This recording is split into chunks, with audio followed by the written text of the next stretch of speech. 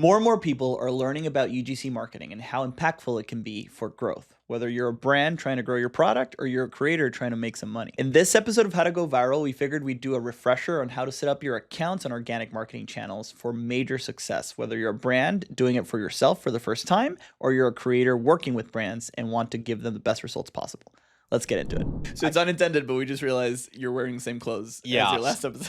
I'm remarkably, I guess just insecure is the only way to put it. I swear we send him home, guys. We haven't locked him in here for a week. Right. I live in the broom closet. Us and our Open Claw and a Mac Mini, we just like play cards all night. Yeah. I have a campfire in there. No, but I realized today's our filming day, obviously. And like last time we filmed, I wore the exact same black shirt, khaki pants, these shoes as well. And it's like, oh, okay. So everybody's going to think that I just like don't have different clothes or we film all these in the same day or something. And I was going to say, we often do film multiple episodes at once, but that was not the case this time. Right. So I'm in here, I'm making my coffee. I'm like, you're extremely sweet. Guys, James has the sweetest coffee I've ever smelled. You can smell it all over the studio, right? It fills the whole studio, but it's like we have some team members that are sensitive to candles. Okay. Like hyper smell sensitive. So coffee is a nice middle ground where, you know, it doesn't affect everybody. Just as sweet. Your coffee is just as sweet. All right, let's get into it. Yeah.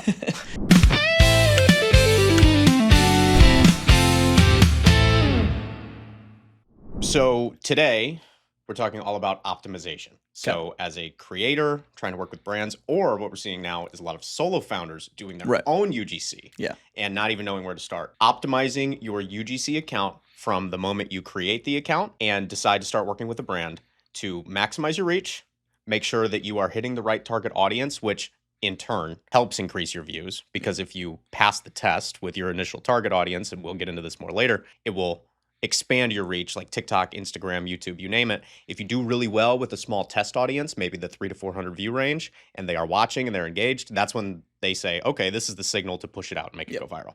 Bit of a tangent, but it's all about optimizing your account, setting it up correctly, making sure you look like a real, natural person and, you know, not some brand page. You know, some people fall into that trap as well. We just want to make sure people are doing the right stuff and give some good, helpful advice. So let's get into it. And I think a little bit of context here is, since we've started opening up our platform more and more, we're also taking on more and more indie and solo devs who are very early in their journey. Obviously, if you've been tuning into previous episodes, we are partnering with Revenue Cat to sponsor their Ship a Ton, which by definition is brand new apps that just started, because that's one of the requirements. And look, we're not interested in having anyone spend their money too early in our platform before they're ready. And so we figured we'd shoot this episode as a great refresher for all of our creators who, you know, we're adding hundreds of thousands by the month right now. Also, all of these devs that may be like, okay, well, I definitely want to work with Noise and all of its creators, but let me just kind of get my bearings first myself. So, you know, we're here to help. We're here to have this podcast be as value additive as possible.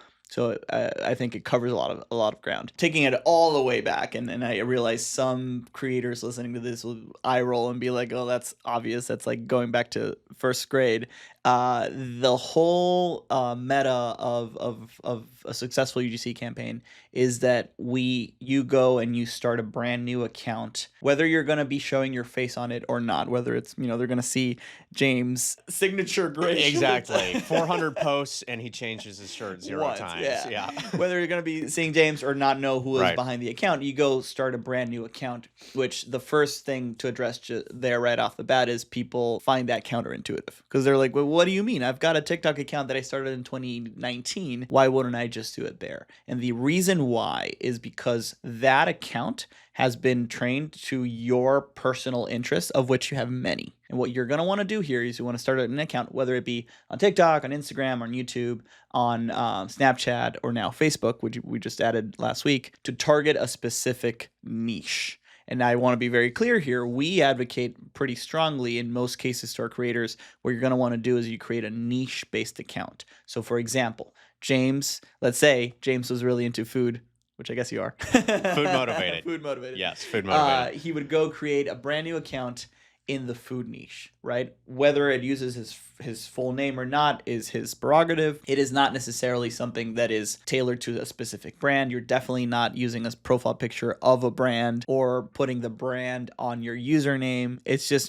James loves food, or James the foodie. James loves food. And importantly, it doesn't have to be your real name. Yeah. A huge part of doing UGC is you can, across multiple accounts, and as you work in more niches and work with more brands, you can have different personas. Yes. And playing a character is part of making successful content in general. Like every influencer you see that has hundreds of thousands of followers, et cetera, people that have built a following, go insanely viral all the time, it's because they're building a character. There's a caricature of themselves. Every time you're on camera, you're a persona. The people you're watching right now, Diego and James here in front of the camera, are a version of us that is tailored to our noise audience, which is not like, we have all kinds of interests. We talk about all kinds of things. But right now you're watching this very specific business and marketing and content creation focused persona. So same thing goes. You don't have to use your name. I'll obviously have some overlays. We should on as part of the video version of this podcast. And the reason why we want to do that is for our creators, it's very important that you are investing into nurturing an account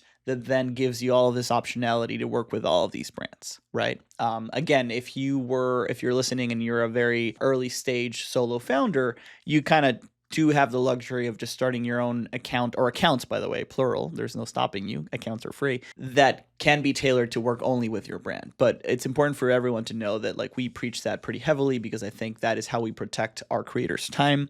We've seen time and again that creators may get burned if they do all of this work and set up all this account to work with a specific brand, and that brand runs out of money or all these things, or they're changing or their strategy or things like that. Then it's a huge waste of time for everyone. But anyway, you create a whole new account, completely brand new, 0 followers, 0 anything. You picked your handle, you picked your cool profile picture, you declared it as a niche, in this case food, let's say. I always like talking about food because we always do these before lunch. And then what happens? What's the next step that's very important? Yeah, which is also a food metaphor, I guess. It's funny, but yeah, exactly. We've done our prep work. Yeah. Essentially, you want your account to look like this new person that maybe has never existed, just spawned in on the planet.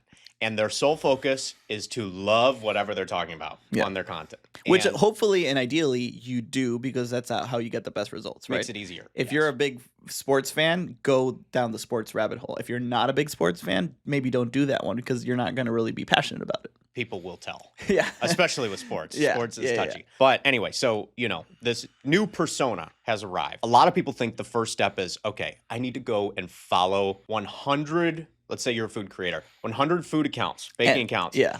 And go and comment, I'm here to bake my account on all of their videos. Like for like. Like for like. Follow for follow. Do not do that. Yeah. Red X somewhere here. Yeah. Editors. Red X everywhere. Yeah. Because ultimately these algorithms are so powerful and so nuanced that trying to do cheap, gimmicky sort of growth hacks that were very 2016, they are outdated. Yes. It feels intuitive to be oh, I'm going to go follow a bunch of people and hopefully they'll follow me back. And if I have followers, I have to get views. The algorithms do not work. All you have to do is the right thing. We always say here internally, doing the right thing is always the right thing. You're creating a brand new persona, James the foodie. What James the foodie has to do on his fresh new account is just use the account normally, as you would as a foodie, which means you naturally, normally, not insanely or aggressively, engage with other food content.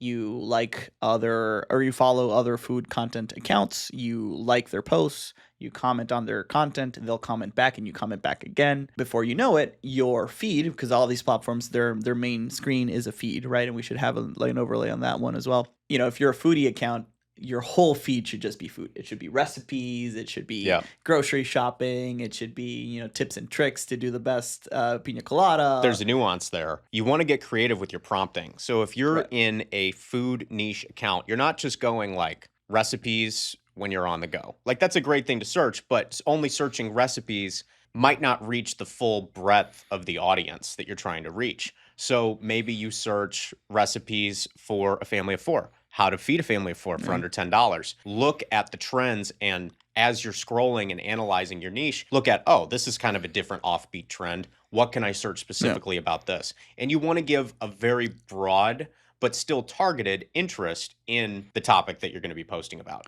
And this is so incredibly important because of the way that the algorithms work. So we mentioned you don't have to have followers, and you don't need to go and say follow for follow, like for like.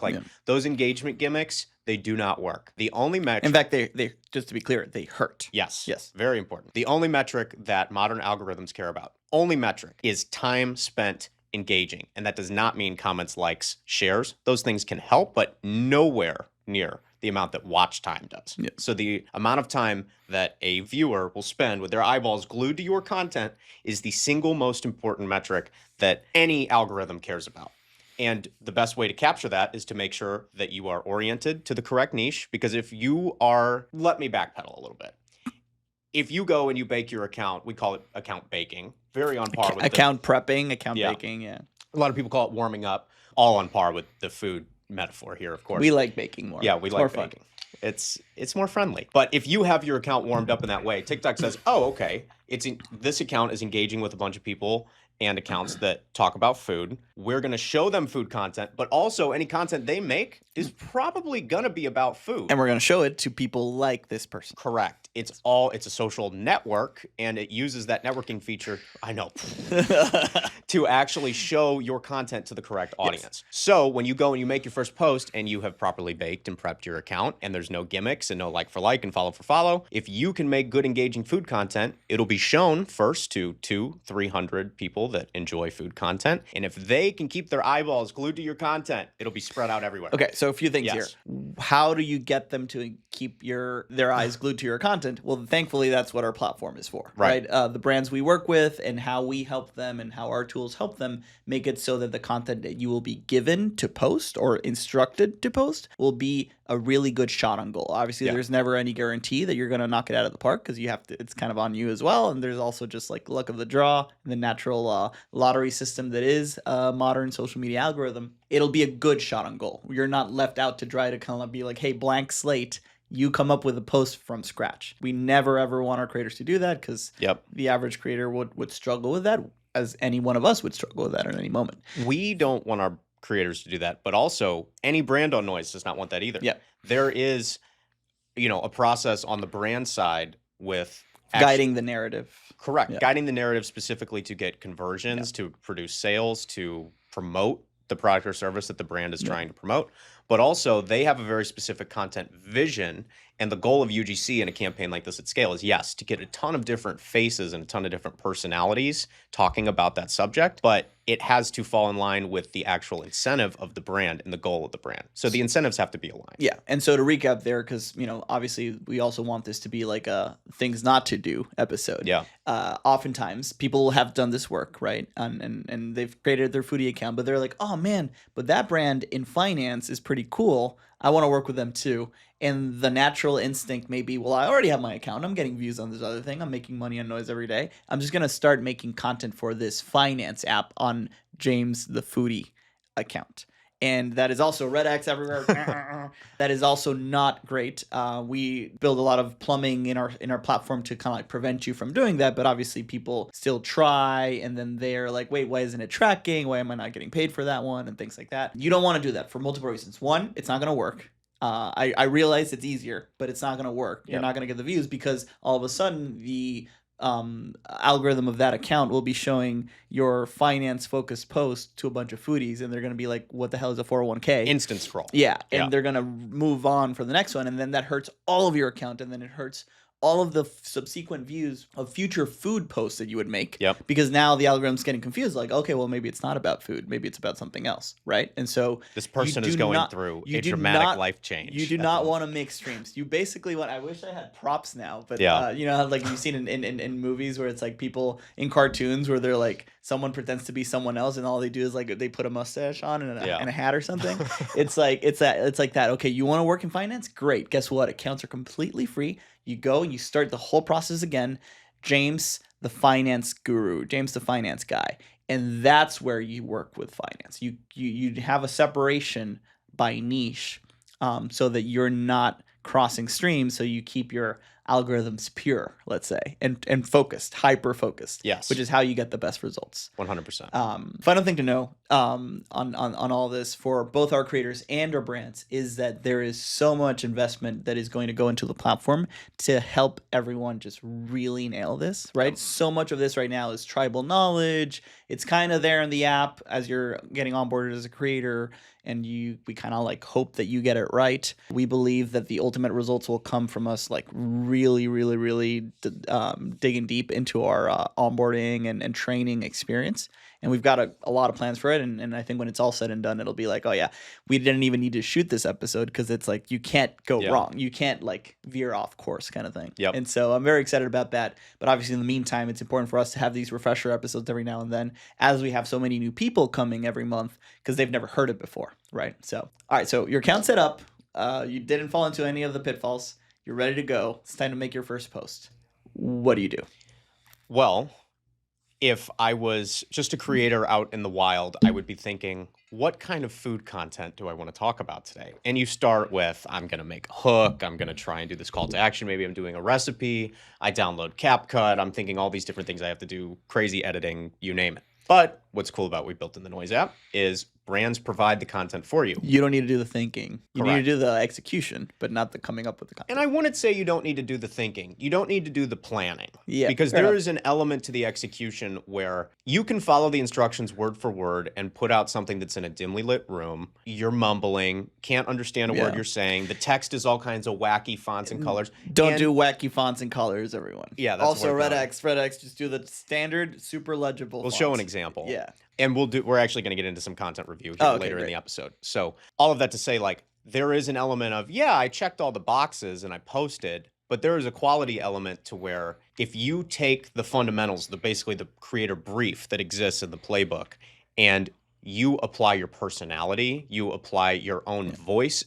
We see some of the biggest success with like regional accents, for example. So like someone with a Southern accent comes on, and I'm not going to try to do it. But usually I would, but I'm not. I don't think I have it in me today. You being you is naturally diversified. Correct. So even though you do the exact idea that I do, I'm different than you. I'll execute it differently than you. And there's 1,000 other people that do it differently. And that giant tapestry of difference yields varied results. And you never know what's going to hit. But everyone gets to try again in 4 hours, or whatever.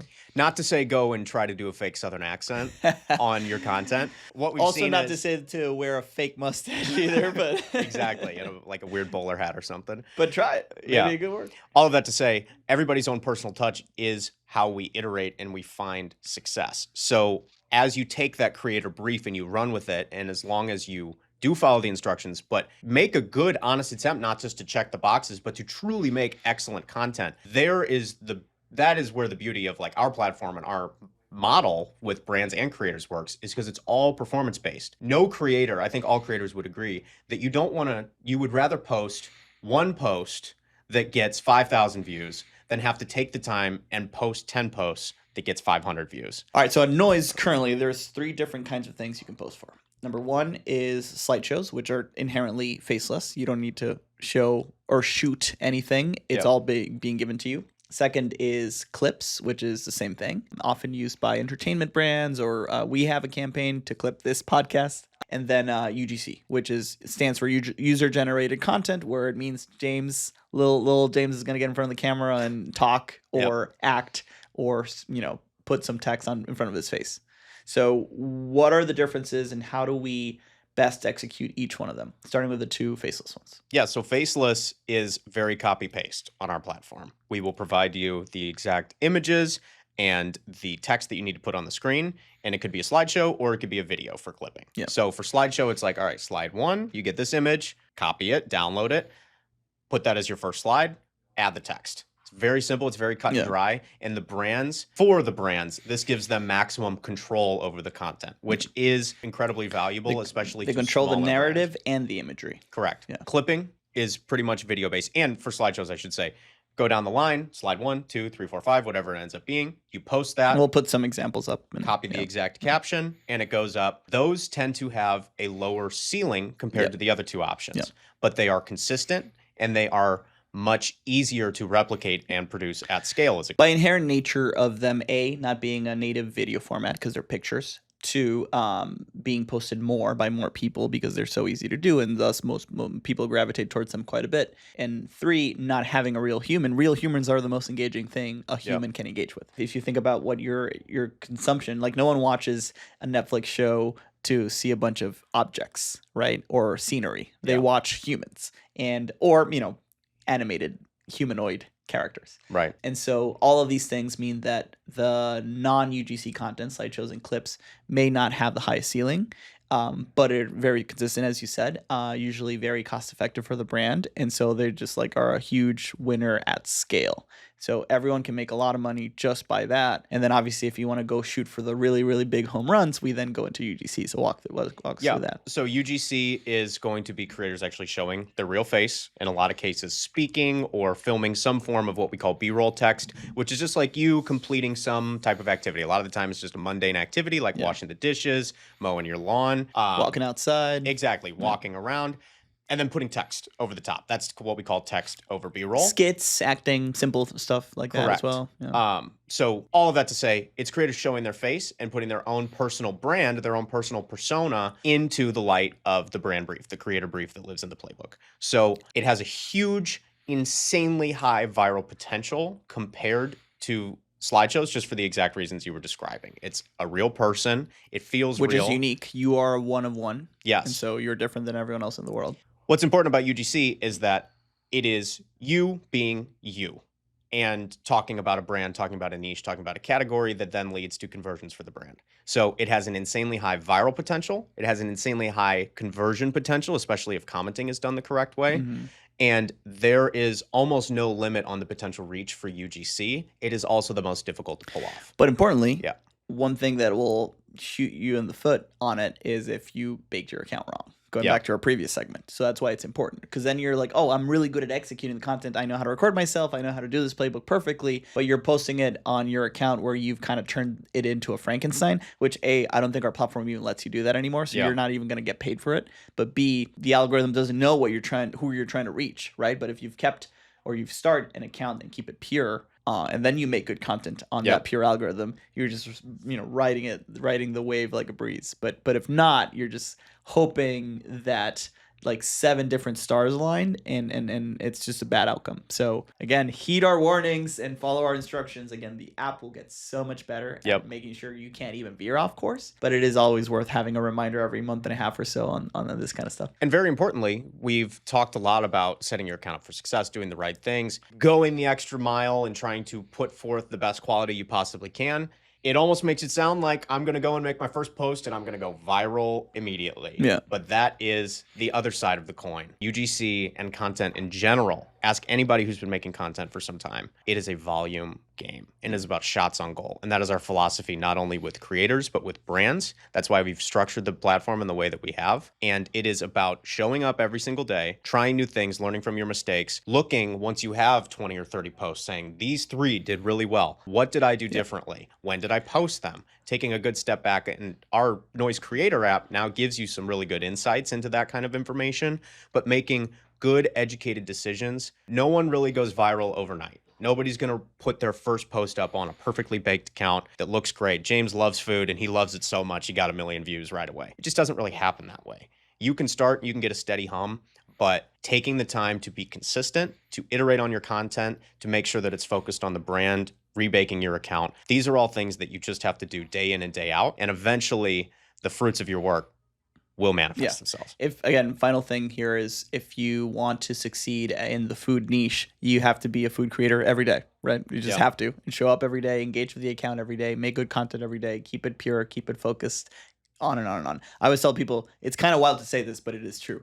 I can tell any brand, I can guarantee you 1 million views eventually. And I can tell every creator, I can guarantee you $100,000 in earnings eventually. And it's just a matter of how well you execute every day, how long that'll take you. Yep. And that's kind of crazy to say, but it is true. And the more we keep putting this information out there for the world to consume, and the more we keep improving on the product, we hope to shorten that gap for everyone. Yep. Right? So 100%. Cool.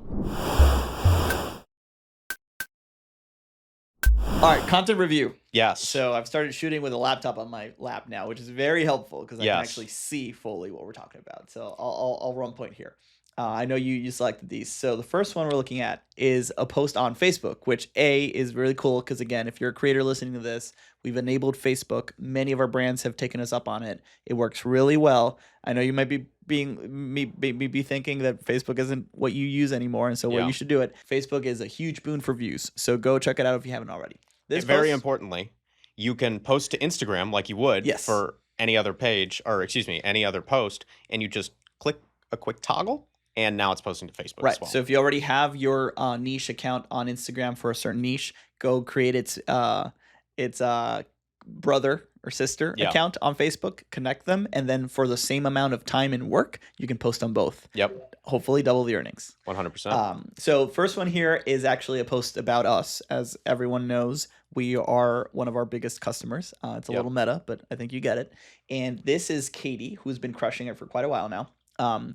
She's doing a very tried and true playbook that we run of doing the dishes. Now, importantly, I want to speak to the meta here. She has an iPad attached to her head. Yes. Which is a little bit of a magic voodoo thing going on here. So that iPad is not recording anything, but she is recording herself doing the dishes. Yeah. But the iPad is a scroll stopper. It's all part of this trend that we found and part of our process as Noise, the brand of making content for noises. And we preach this to other brands as well. Go find a piece of viral content, adapt it to your brand or your niche, and then scale that iteration. And we have found huge success with this format. Katie is one of the creators that is just nailing it. She's so good. She's so good. She's so mesmerizing. I don't know what it is about her. You just can't watch. She's going to work on that pan. That is a clean pan, let me tell you. So importantly, going to the theme of this episode, you'll notice her page on Facebook is called Katie Side Hustles. She has baked this account in the finance make money niche, and she sticks to that lane on this.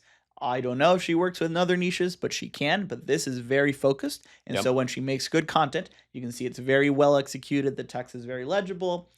It just takes off, right? It's just a matter of time. Even if the first 7 didn't take off, the next 7, one of them will, and on and on and on. Importantly, too, with Facebook, we can do more on the engagement side. So we can actually even do links. So as this started taking off, she follows all instructions. And so she went in and added a link in the comments to get people to sign up. Yep. And importantly, the link that she included is her Noise referral code. Which gives her earnings. Which gives her additional earnings. Yes. So smart. I saw that and I was blown away, Katie. So good job. Kudos to Katie. Kudos to Katie. We need to clip this one for her. 100%. All right. Yeah, so the next one we're looking at is going to be for our brand Margins. Yes. It's a book app. Yes. So keep track of what you're reading, review, the share best with friends. Book app I've ever seen in my life. It's very delightful. Yes. Paul at Margins is a genius. But anyway, this post is also being very well executed, very well lit scene. The text is extremely legible. She sped up the footage, which no one asked her to, I don't think. Maybe they did in the playbook. She determined it made it more engaging. Yeah. And she was right. Because this one got hundreds of thousands of views. She's got the towel on her head. You can see her do like a little bit of an eye roll that's very like scroll stopping and captivating a few seconds into the clip. It's just extremely well done. If you're a bookworm, you can familiarize with that scene as a whole. And then importantly, the playbook cuts to her opening up her Margins app and using the review feature. And it's a hook and demo. Yes, of course. And I think what the heck? Yes. Yeah, and so she responds, what the heck, at the end. And if you read the comments, that is like part of the engagement in the comments. Are people like, the review. Yes. Because people go on the app and you read a book, you leave a review, you share it with your community in Margins. And it's a very clever way to do the hook and demo, where the demo is not just like, I'm watching this post, boom. Yeah. Now I'm getting shown an app to try to get me to download it. Very importantly, great sign too. Harry Styles, sign of the times. It's just all like she curated it. She clearly is a book reader. It tells the story. Embraces it. Yes. And again, the account extremely well focused. Yep. Final one I'm going to shout out is Adriana, who's working in the health niche. So her account is all about health, and she's doing a talking head playbook. Now you'll notice the engagement on this post is not crazy hot. This post didn't actually go viral, but she is doing such a good job. We want her to call her out publicly on the playbook. She's a new creator too, so welcome. Welcome, Adriana. We're glad to have you. Again, to you specifically and to everyone else listening, She is doing everything so well. Yep. It is just a matter of time. I can promise her she will make $100,000 eventually, and it's just a matter of how well she executes every day. And I think she's already on the right path. Yep. So I'm very excited for her, and I think it's a good reference to play up here and show. I know this one's a talking head one, so we may need to pause while people listen to what she's saying. Yeah. So it's talking specifically about PCOS, which the app is PCOS Pal. It helps women track their symptoms. Yep. Stay on top of everything. There's a lot that you have to stay very aware of. Obviously, she's a woman, right? She speaks to that audience. Yep. You and I wouldn't be able to make this content, nor should we try to. Not right? even, yeah. No, not even. So just, again, all of these are very aligned with, like, the accounts are properly set up. They're niche focused. The people who are executing the content are themselves the target audiences, or can look and feel and speak to those target audiences. They're doing everything right. And the more creators that follow in their footsteps, the more they will all make. 100%. Yeah. It's about setting up your account correctly, staying consistent, and eventually you will go viral. Yes. You just have to put in the work every single day. And hopefully this was helpful for our brands joining every day as well, to understand a little more of how the sausage is made on the content execution side. Yep. A lot more content coming everyone's way. Thanks for tuning in. We're late for our next call. So we let's are wrap it up. so late. Bye, Thank guys. you guys.